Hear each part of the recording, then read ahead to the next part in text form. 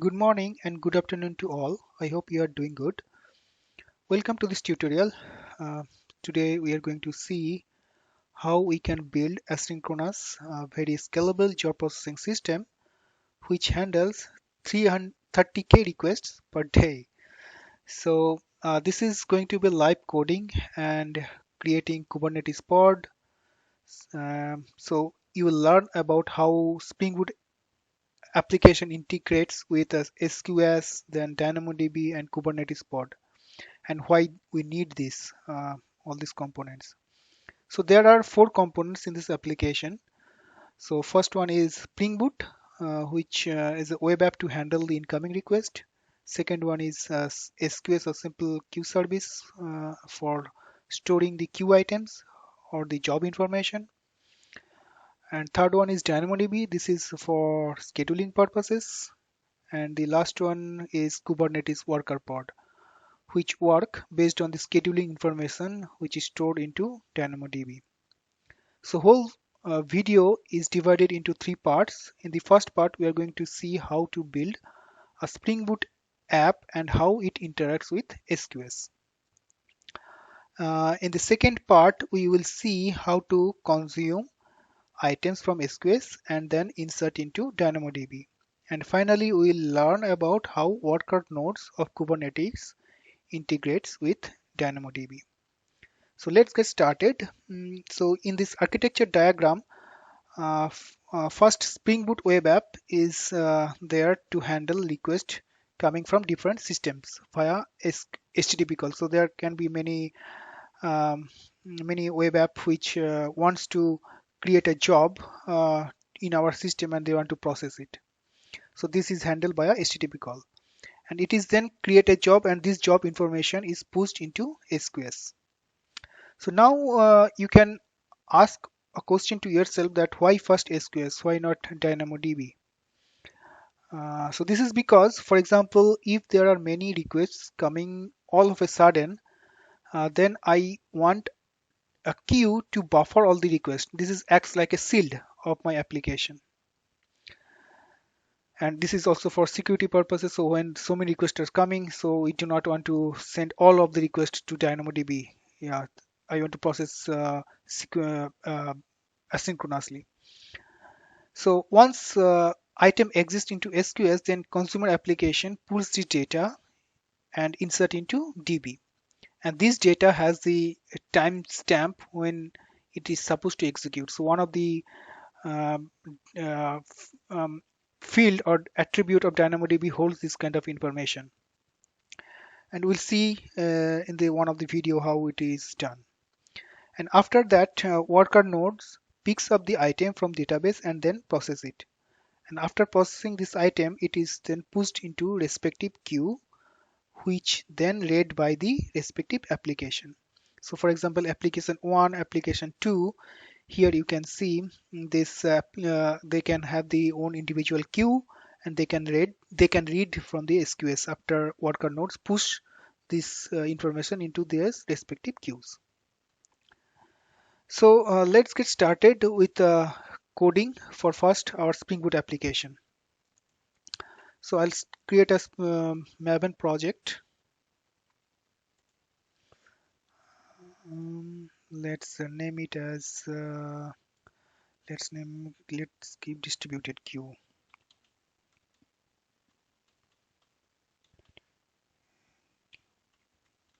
example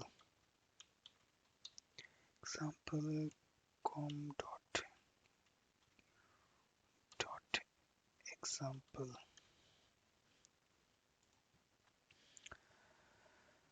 Okay, so it has created my POM file. So to save the time, I'll just copy paste these dependencies, and so that we don't have to waste time here. So this is pretty straightforward. And yeah, so now I'm going to create a package here. Let's name it as Spring Boot.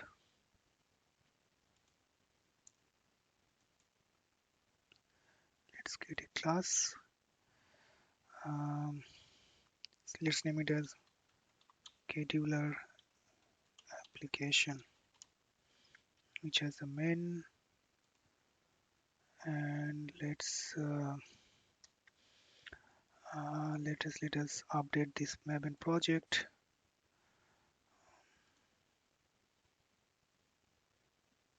Okay, so now I can use Spring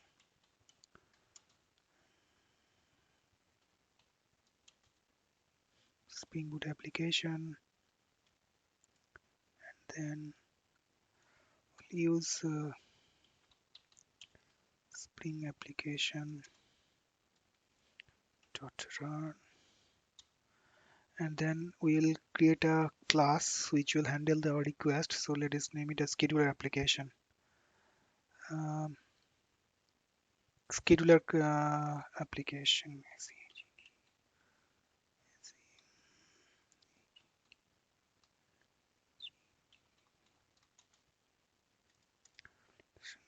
Class, and then yeah.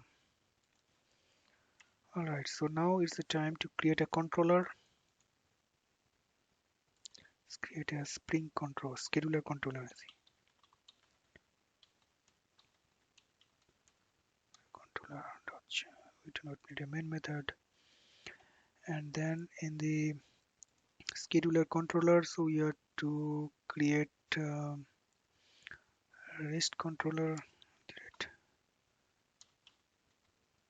REST controller, yeah, and then we'll create a private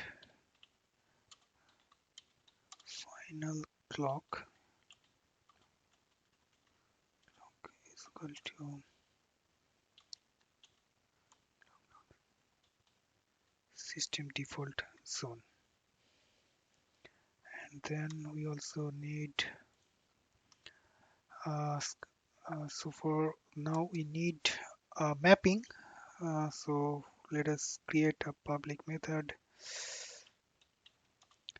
public response entity. Okay, so I will return a string, and then let's send a schedule.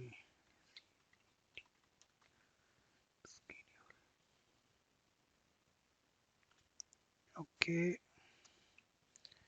now I will add a request param. So it will take a request param, and then it will going to be string delay. So this is required because we want the calling application with send some information like after how many seconds they want to schedule this job. So there can be immediate, there can be after some time. So as you can imagine, so for this purpose, for this tutorial, I'm going to assume that it is going to be uh, delayed. So user will send some kind of a query parameter after how many times they want to schedule it. Okay, so I think we need I am mhm. Then I'm going to return schedule your job. So delay in seconds, and then we will send a type schedule. It's you can just have an immediate or you can have a later scheduled. So now rest of the code I'm just going to copy paste because this is going to be pretty big code which is going to be uh, yeah, which is kind of time consuming. So yeah, I'll explain the code what we are going to use here. Yeah, so what I'm doing here. So in this code here, it is taking this our parameter from the scheduled from the this REST controller. And okay, I forgot to add this mapping here. I think get mapping, get mapping, and I have to add a mapping here. Let's say scheduled. Okay, so and I'm also going to create mm, another class which is called scheduler, and I am going to private scheduler.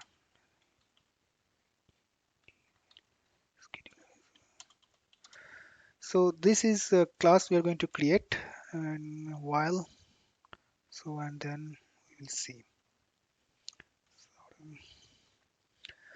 So this is scheduler.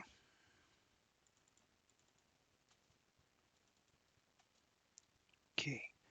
All right. So what is happening here? So I'm getting this delay in a second, then taking the time, which is at what point of time this request came to my application, and then we are creating a job and we are passing a token. This token is basically has a significance of it because when you are storing this information like into Dynamo-DB, so it should have a unique value.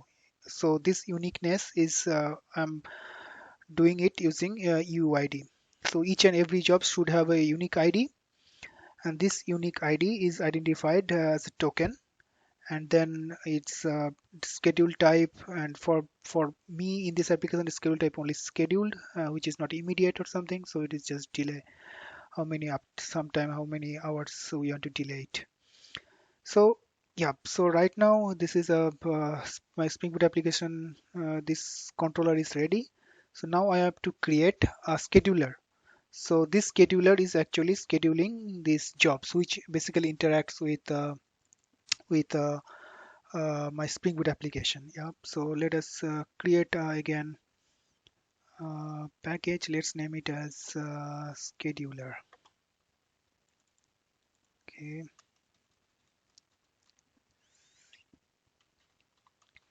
Scheduler. And in this we are going to create another class scheduler. Okay, so here also I'm going to do the same. I'll just copy paste the code and I will explain you what is happening here.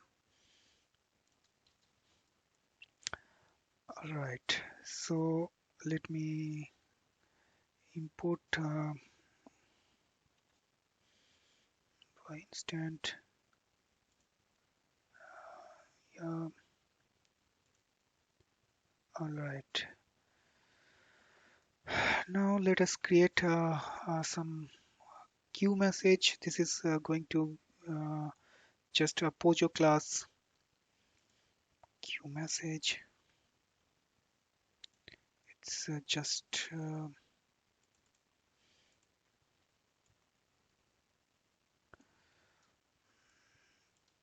just take the ID, then date token, and the message which is going to pass. So as you can see here in the constructor, I am as creating this asynchronous client implementation.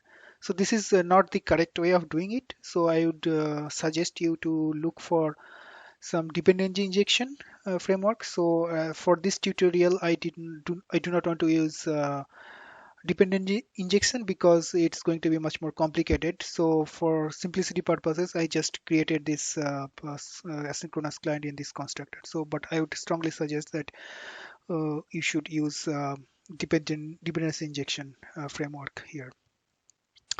Okay, so now it's the time for me to create a asynchronous client. So let us do again, create another interface here. So that is going to be my async, or yeah, just copy paste this name here.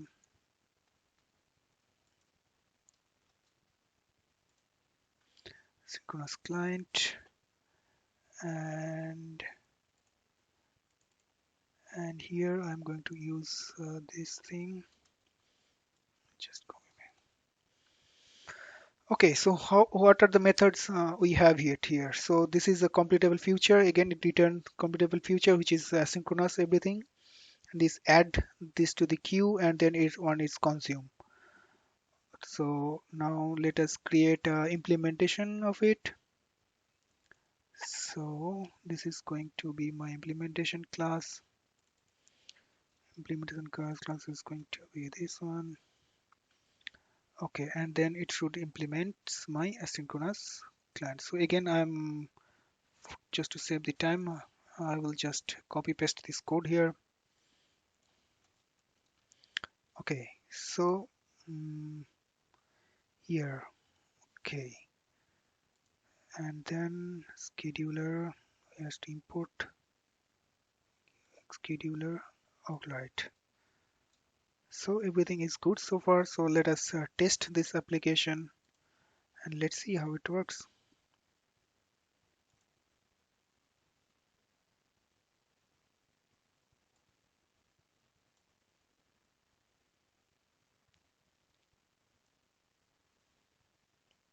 Okay, so let us this, and then it's going to be scheduled. Let's say 50. Okay, so here we have error page. Probably I'm missing something here. Controller, get mapping, rest controller. Mhm. Scheduled, scheduled.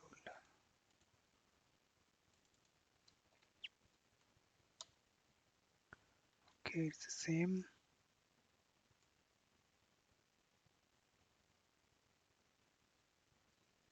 Okay, delay seconds. Probably I'm missing some parameter here. Delay seconds. All right, so yep. So job is scheduled after 50 seconds. Okay, so far so good. So right now it is uh,